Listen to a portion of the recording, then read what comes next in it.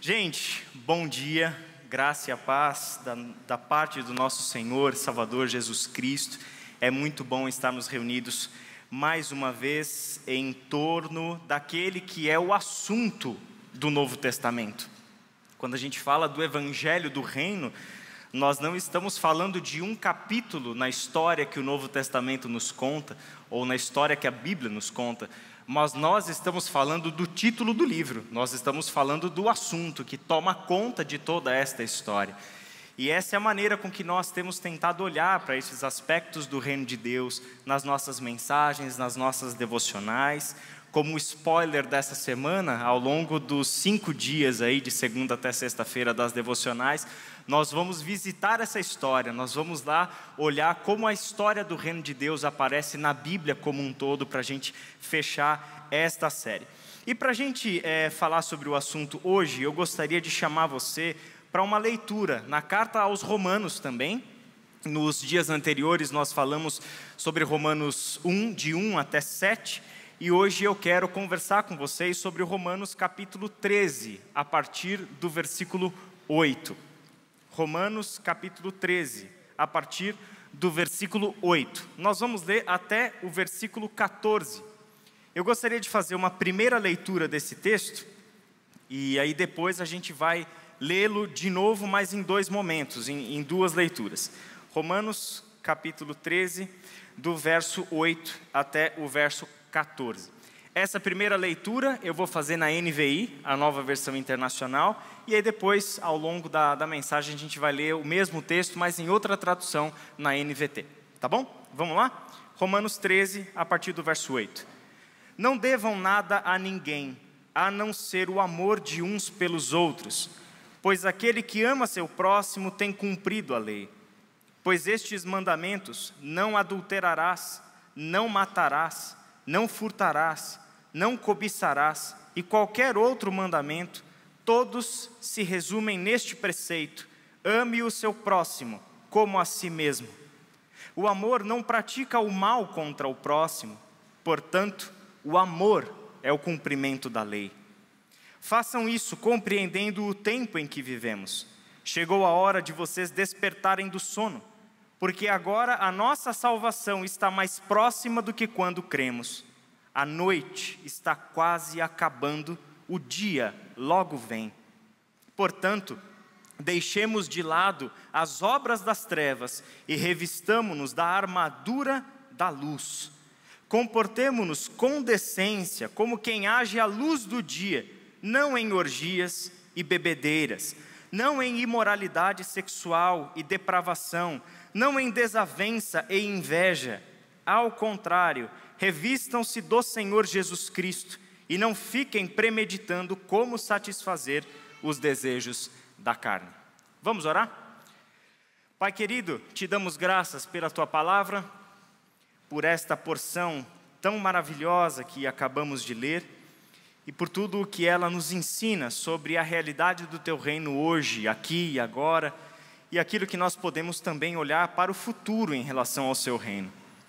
Em primeiro lugar, Pai, te damos graças pela nossa salvação, por um ato de graça da parte do Senhor. Obrigado por esta dádiva imerecida, Senhor, que como pecadores recebemos de Ti.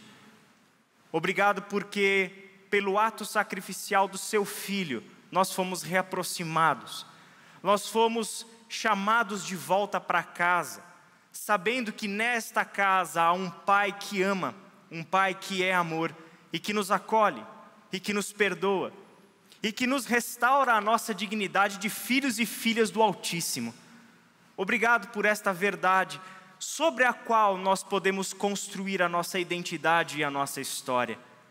Obrigado, Senhor, porque nós fomos alvo deste Teu amor, desta Tua graça, desta grande reconciliação.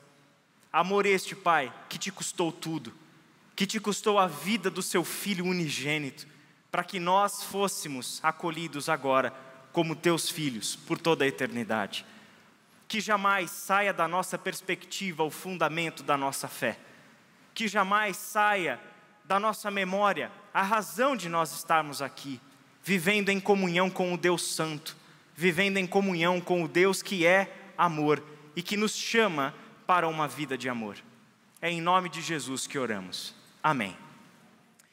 Esse texto, e dando sequência ao que a gente já vem estudando, fala para nós sobre a realidade do reino hoje. Ele mostra para a gente, depois de 11 capítulos da carta aos Romanos, em que Paulo faz toda aquela exposição sobre o evangelho do reino de Deus. A gente viu logo a introdução da carta, os 7 primeiros versículos de Romanos, em que Paulo dá ali a introdução do que vai ser o assunto que ele vai abordar ao longo de toda a carta. E nos 11 primeiros capítulos, Paulo discorre sobre o evangelho. E ao discorrer sobre esse evangelho, ele chega no capítulo 12 com um portanto. E nesse capítulo 12, ele chama o povo de Deus a uma vida de acordo com este evangelho que foi anunciado. O evangelho que Jesus Cristo, o filho de Davi, o herdeiro do trono, venceu, triunfou, está vivo, e nós estamos justificados por meio da sua obra justificadora. Somos chamados a viver uma nova vida, e essa é a vida no reino de Deus, sobre o qual Paulo vem falando mais especificamente desde o capítulo 12. Quando a gente chega neste ponto do capítulo 13, ele nos traz esse apelo, esse convite ao amor, de uma forma bastante enfática. Ele diz assim: não devam nada a ninguém, a não ser o amor de uns pelos outros. Não devam nada a ninguém, a não ser o amor de uns pelos outros. Irmão e irmã, nós somos devedores uns para com os outros e devedores de amor. Devedores de amor. Nós temos um compromisso, uma responsabilidade, uma lei que está sobre nós, a lei do reino de Deus, a lei de Cristo que repousa sobre nós, e esta lei nos ordena a amarmos uns aos outros. Não devam nada a ninguém, a não ser o amor de uns pelos outros. E Paulo completa com esse destaque: quem ama o seu próximo, cumpre os requisitos da lei de Deus. Olha que palavra, e ele vai voltar a falar sobre isso mais para frente. Ele mostra que no amor ao próximo se cumpre a vontade de Deus. É interessante porque muitas vezes as pessoas nos procuram com uma certa dúvida, e isso é tão recorrente que virou até uma disciplina do nosso crescer aqui na Ibaviva, que é como descobrir a vontade de Deus. Qual é a vontade de Deus para nós? Essa é uma pergunta muito recorrente, você já deve ter se feito essa pergunta em algum momento. Qual é a vontade de Deus diante de uma decisão? Qual é a vontade de Deus de uma forma geral? Em algum momento da sua vida você já deve ter se questionado sobre qual é a vontade de Deus para a sua vida, ou deve ter ouvido este questionamento de alguma outra pessoa. Como é que eu vou saber qual é a vontade de Deus para a minha vida? E o interessante é que a vontade de Deus sempre esteve revelada na palavra de Deus. É que a gente confunde a vontade de Deus para situações específicas do nosso cotidiano e a vontade primária que Deus tem para todos os seus filhos e filhas. A vontade revelada nas Escrituras. Então, por exemplo, a gente já sabe um monte de coisa sobre a vontade de Deus. Deus quer que a gente seja santo como Ele é santo. Deus quer que a gente ame um ao outro como Ele nos amou. A gente tem essa revelação da vontade de Deus para todo o canto das Escrituras. Mas essa parece que são aspectos da vontade de Deus que acabam sendo ofuscados, obscurecidos, porque na verdade a gente está buscando a vontade de Deus para o nosso próprio benefício pessoal. A gente busca a vontade de Deus porque a gente não quer levar prejuízo em determinadas decisões da vida. Então a gente precisa saber qual é a vontade de Deus especificamente para uma decisão que eu tenho que tomar. Por quê? Porque Deus é soberano, sabe tudo, e se eu tomar segundo a vontade dEle, com certeza eu não vou errar. E aí vem a frustração. Qual é a frustração? É que na maior parte das vezes, Deus não chega para você com um anjo e fala: minha vontade para você é esta. Tome esta decisão, vá por este caminho. Não é verdade, gente? Muitas vezes é o silêncio de Deus que a gente recebe como resposta. E é angustiante. É angustiante, eu sei porque eu já passei por isso e passo por isso às vezes, até lembrar dessas coisas. O silêncio de Deus nos chamando como filhos à maturidade. Sabe por quê? Ele precisa que você decida. Ele precisa que você decida, perdão.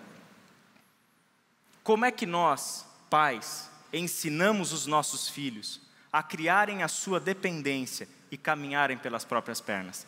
Você vai ter que tomar decisões. Por mais que eu te dê alertas, por mais que eu te dê uma sabedoria, por mais que eu te dê conselhos, a decisão é tua, eu não vou tomar decisão por você.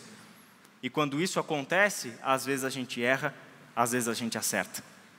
E quando a gente erra, o que a gente espera que a sabedoria da vida vai fazer para nós? A gente não volta a errar de novo onde a gente já errou lá atrás, né?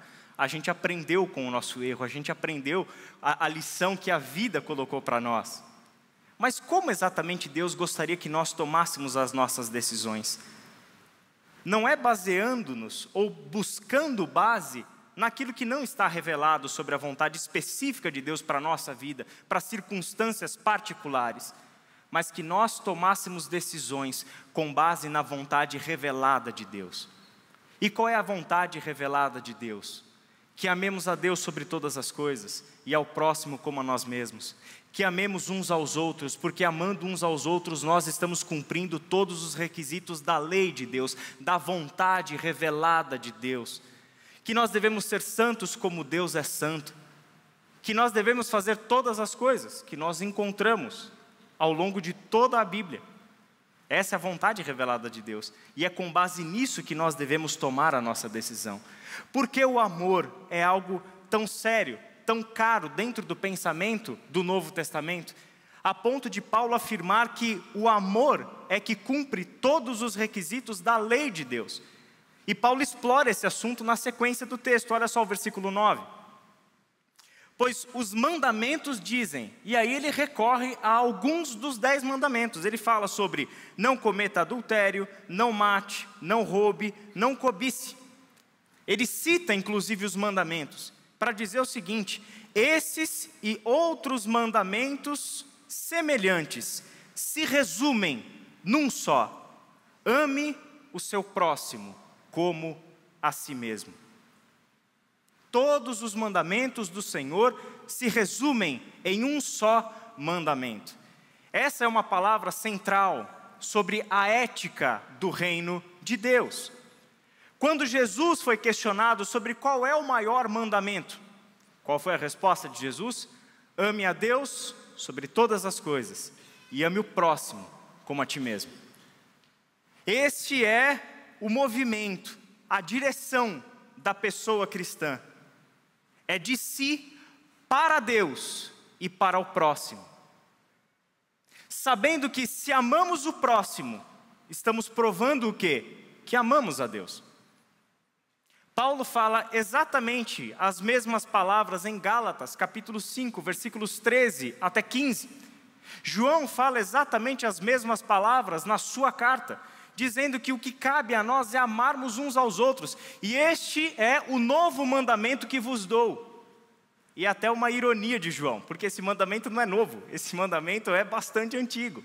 Amar uns aos outros não é um mandamento novo, e João sabe disso, ele não errou na carta. Aonde está a novidade deste mandamento, gente? Não é o fato dele ser dado, não é o conteúdo que ele comunica, mas é a maneira como nós, como povo de Deus, ainda capengamos em cumpri-lo. Ele permanece novidade porque ainda é pouco praticado, porque é pouco vivido. Porque no final das contas, na maior parte dos casos, a gente está amando mais a nós mesmos do que o nosso próximo. Na maior parte dos casos, o que está nos movendo, a nossa reflexão sobre o nosso agir correto, a nossa ética cristã, está mais preocupada com os nossos deveres pessoais, com os nossos direitos pessoais, com os nossos interesses pessoais, e decisões estão sendo tomadas a partir do que interessa para mim. Só que o amor ao próximo é um desprender-se de si mesmo, é um desapegar-se de si, é um doar-se para o outro, para o outro. Filipenses capítulo 2, do verso 1 até o verso 11, sobre o que Paulo fala? Sobre isso, amem-se mutuamente, considerando os outros superiores a si mesmos. Seja a atitude de vocês a mesma de Cristo Jesus, que mesmo sendo igual a Deus, não considerou que ser igual a Deus era algo a que ele, Cristo, deveria se apegar. Mas o que ele fez?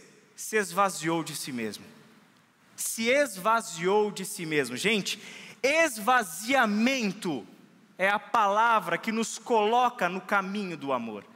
Esvaziou-se de si mesmo, se tornando homem, vindo na condição humana a ser servo, e na condição de servo foi obediente até a morte, e morte de cruz. E morte de cruz. Ali está a trajetória do amor.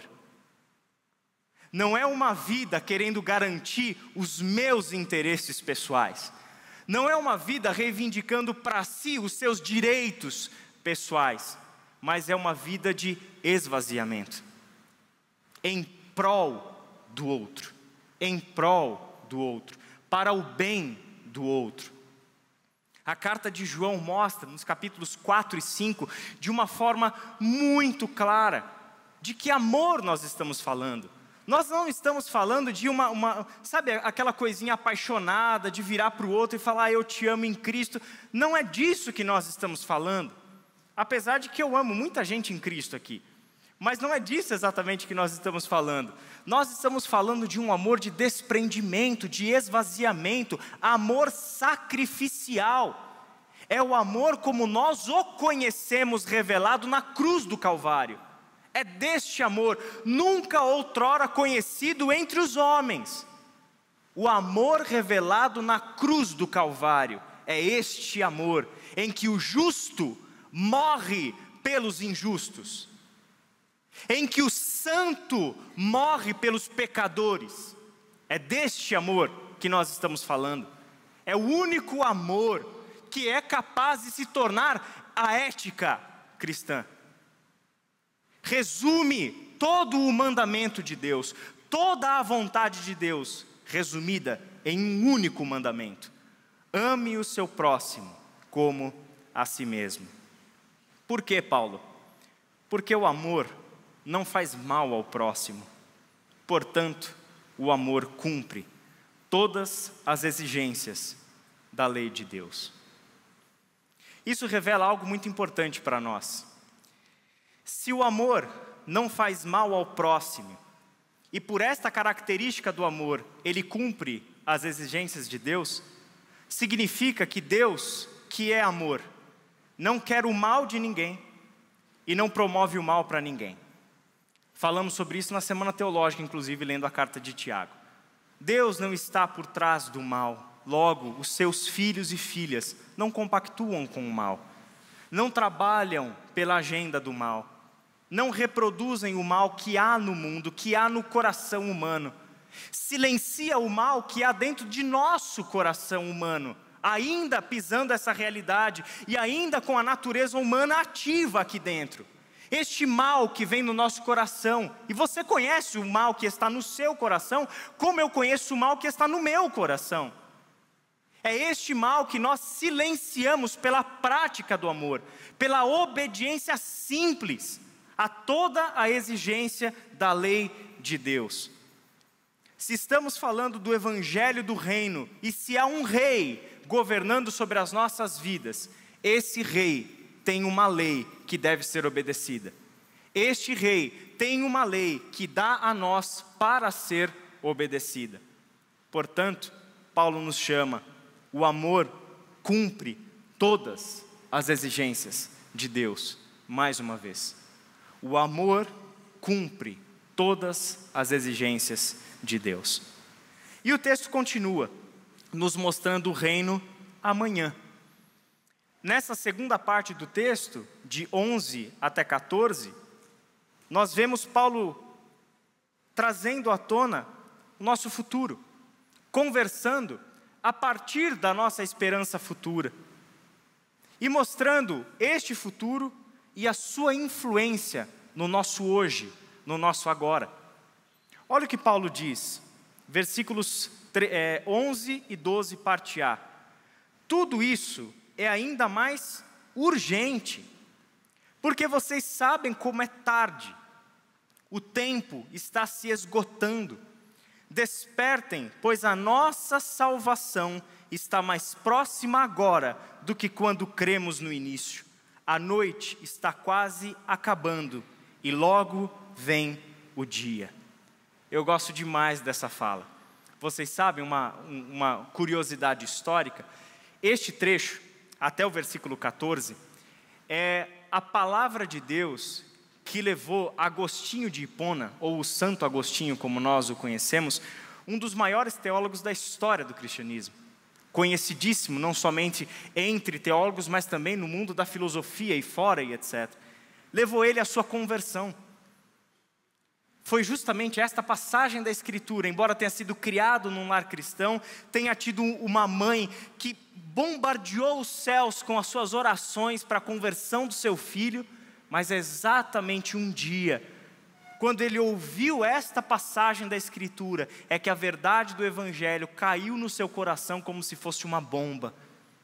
E daquele dia em diante, a sua vida mudou.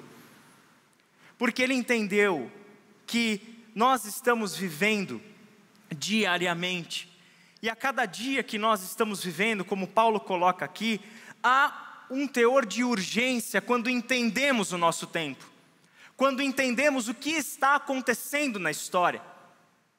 Ele nos chama a um olhar de urgência. Por quê? Porque vocês sabem como é tarde, o tempo está se esgotando. Ora, que tempo que está se esgotando? O tempo da salvação, o tempo que nós conhecemos, a presente era, tem prazo de validade. Tem um plano estabelecido por Deus, e este plano tem um dia limite, que ninguém conhece, que não foi dado a conhecer a nenhum dos filhos de Deus. Existe um dia limite. Devemos ver a nossa vida a partir desta linha do tempo. Olha o argumento de Paulo: a nossa salvação está mais próxima agora do que quando cremos no início. Tente colocar sua vida em uma linha do tempo. Quando foi que você creu no Senhor? Quando foi que você creu no Senhor? Quando foi que você tem consciência de que, de fato, ali começou uma jornada com o Senhor? A cada dia que se passou, a cada folha que você tirou do seu calendário, da folhinha, você estava mais próximo do dia final. A cada dia que passa no nosso calendário, nós estamos mais perto da data marcada, estabelecida por Deus, pela sua própria autoridade. Atos capítulo 1, versículos 7 e 8. Ali, nesta data, é o dia final da nossa salvação. Por isso, tendo em vista que já é tarde, nós estamos próximos da salvação final, nós estamos próximos da conclusão da obra de Deus, nós estamos a cada dia indo mais perto do Senhor. E se você quer somar essa imagem de que cada dia vivido nosso é mais perto da nossa salvação final, o encontro eterno com o nosso Senhor, Apocalipse faz a mesma afirmação, mas de uma forma invertida. Apocalipse, no primeiro capítulo, diz: eu sou aquele que era, que é e que está vindo. Olha que interessante. Eu sou aquele que era, que é e que será. Não, João muda o verbo. Não, eu estou indo ao encontro de vocês. Em que sentido? No tempo. Ele é aquele que vem do futuro eterno de Deus. Ele é aquele que vem da realidade eterna de Deus, do plano concluído de Deus, nos encontrar na história, nos encontrar no tempo. Apocalipse 19 descreve para a gente o que acontece quando esse encontro, de fato, na história acontecer, as bodas do Cordeiro. Essa é a nossa esperança futura. A cada dia que estamos vivendo, estamos mais próximos, não do fim, mas estamos mais próximos da nossa salvação. Estamos mais próximos da conclusão do plano eterno de Deus. Agora, eu quero chamar a atenção para a sequência e parte seguinte do texto, que Paulo vai mostrar que esta nossa percepção do tempo tem implicações éticas agora. Porque nós percebemos que o futuro está se aproximando da gente, e que nós estamos andando em direção ao futuro de Deus, isso traz sobre o hoje implicações éticas. Existe uma maneira correta de se viver, existe uma vida que Deus espera, como filhos e filhas dele, que nós vivamos sob o seu governo, sob a sua autoridade. Portanto, deixem de lado todas as obras das trevas, como se fossem roupas sujas, e vistam a armadura da luz. Uma vez que pertencemos ao dia, vivamos com decência à vista de todos. Não participem de festanças desregradas, de bebedeiras, de promiscuidade sexual e de práticas imorais. E não se envolvam em brigas e nem em invejas.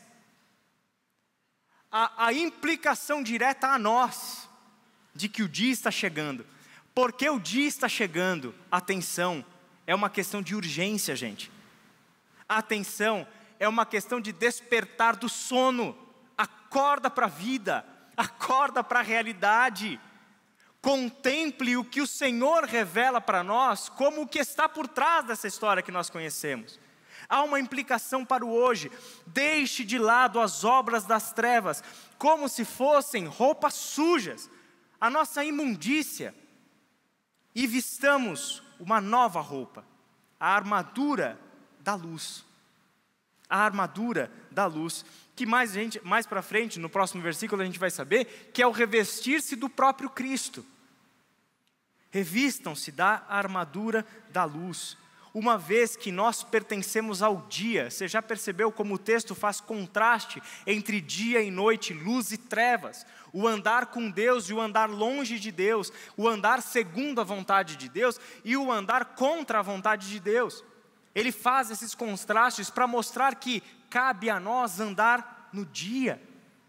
João capítulo 11, quando Jesus recebe a notícia de que Lázaro estava doente e Jesus decide voltar para a cidade, para Jericó, é interessante a reação dos discípulos. Mas Senhor, há pouco tempo tentaram te matar lá, e a gente vai voltar para lá, você tem certeza? É imprudente da nossa parte fazer isso, Senhor. A gente estava ali, estavam tentando matar o Senhor, e agora o Senhor quer que a gente volte exatamente para lá? O Senhor está descalibrado aí, né? O Senhor não está vendo a coisa como deveria ver. E qual é a resposta de Jesus? O dia não tem 12 horas? Quem anda de dia não tropeça, pois vê a luz desse mundo. Qual é o chamado de Jesus para os seus discípulos? Andem de dia. Andem de dia. Andem comigo. Quem anda comigo vê os obstáculos que estão à frente. Quem anda comigo vê as armadilhas que estão montadas. Quem anda comigo vê as bombas que estão no nosso caminho. Quem anda comigo vê, portanto, ande comigo.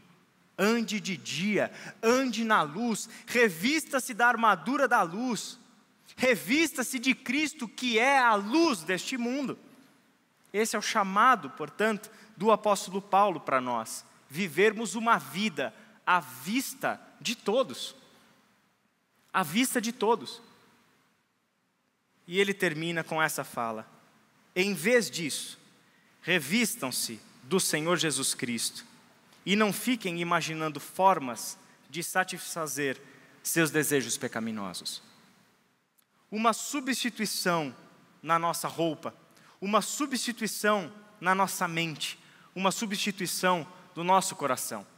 Uma vida que já não busca mais a satisfação da sua carne, que não busca mais a satisfação dos seus interesses pessoais. Uma vida que já não está mais interessada em satisfazer aquilo que a nossa natureza em Adão ordena que seja obedecido, mas uma vida que anela por ser como Cristo, que deseja de todo o coração viver em obediência ao nosso Senhor e Mestre. Uma vida que está o tempo todo procurando dentro de si o que é que tem obra de trevas aqui. Que trapo eu ainda estou vestindo que é sujeira, que é imundícia e que precisa ser jogado fora? Que aspectos da minha vida eu ainda estou preferindo manter na escuridão? Ele nos chama para andar de dia, Ele nos chama para andar à vista de todos. Por fim, este texto não trouxe apenas para nós as implicações éticas da convicção de que o dia do Senhor está chegando, mas traz para nós também a convicção da nossa esperança. A noite está acabando e o dia logo vem. A noite está acabando e o dia logo vem. Eu não consigo ler este texto sem lembrar daquele final de semana em que Jesus foi crucificado. Você deve trazer isso à sua memória também. Porque Jesus morreu naquela sexta-feira. Imagina as densas trevas, literais, porque os próprios evangelhos nos contam que o dia se converteu em noite, mas as densas trevas que pairaram dentro do coração e da mente dos seus discípulos, que haviam depositado nele a esperança. Eu queria voltar naquele sábado fatídico e dizer para os discípulos: o dia logo vem. O dia logo vem. O domingo está aí e a luz vai voltar a brilhar. E vai brilhar de um jeito que nunca brilhou antes, porque é a luz da ressurreição. É a luz da vitória da vida sobre a morte. É a luz da vitória do reino de Deus sobre o reino do inferno. É a luz de que o Deus Santo venceu o pecado, o diabo e a morte. A nossa esperança tem que ser concreta, gente.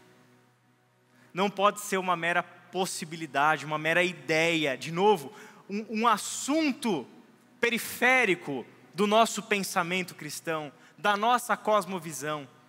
Mas a nossa esperança é concreta, ela é real e precisa ser trazida à realidade nas nossas vidas e nos nossos corações. Porque essa esperança pela palavra de Deus é o que injeta em nossas veias perseverança. É por isso que a gente segue em frente. É por isso que nós podemos estar cercados de trevas, mas nós não deixamos de ver a luz. É por isso que nós podemos estar cercados de morte, atravessando o vale da sombra da morte, mas nós não deixamos de contemplar a vida. Porque sabemos quem está conosco atravessando o vale, como também sabemos qual é o final da história. A morte foi vencida. Onde está, ó morte, o seu aguilhão? Onde está, ó morte, o seu poder de nos ferir em vida? Aonde está, ó morte? A morte foi engolida e a vida triunfou. Fecha os teus olhos e vamos orar mais uma vez. Pai de amor, nós queremos te agradecer pela verdade da tua palavra, que nos conduz, Senhor, a uma vida reta diante dos teus olhos, segundo a sua vontade. Que todos nós, Pai, saiamos daqui nesta manhã, alimentados pela tua palavra, que nos chama a uma vida, como foi a vida do teu Filho Jesus Cristo. Uma vida de doação, uma vida de servo, uma vida em absoluta obediência à vontade do Pai, confiando incondicionalmente que o plano do Pai é perfeito e de que o Pai dará a última palavra na história. Pai amado, mesmo que o nosso corpo seja queimado, mesmo que a nossa história seja neste mundo destruída, não há nada e nem ninguém capaz de nos separar do amor de Deus que está em Cristo Jesus. Que esta seja, Senhor, a esperança viva que nos move, a esperança viva que nos faz olhar para frente e enxergar a tua vitória, e enxergar a tua luz. Pai, ilumine os nossos caminhos, e que o Senhor encontre no teu povo Um povo que verdadeiramente decidiu se revestir da armadura da luz. Um povo que realmente decidiu se vestir de Cristo e ser como Cristo. Obrigado, Senhor, porque estas palavras não são jogadas ao ar, não são vazias, mas encontram no poder e na ação do Teu Espírito Santo em nossas vidas, para que sejam a nossa mais tangível realidade. Esta, Senhor, é a nossa oração que fazemos como Teu povo, em nome de Jesus. Amém.